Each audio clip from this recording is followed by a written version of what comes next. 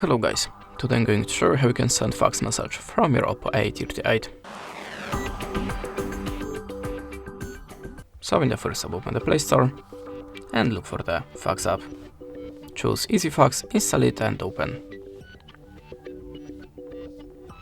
Now decide that you want to get notifications, and there you have your free credits banner. If you want to send your message for free, you have to restart the application to show it again. Now click on the plus and choose source of your document. I'm gonna pick something from my gallery,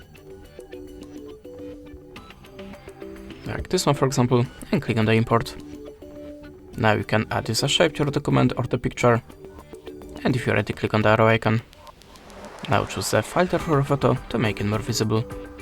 If you are ready, click on the accept icon, type the number in this place, choose the country from the list, and to send this message just click on this button. And this is the way how you can do it. Thanks for watching, leave us a like, recommend, and goodbye.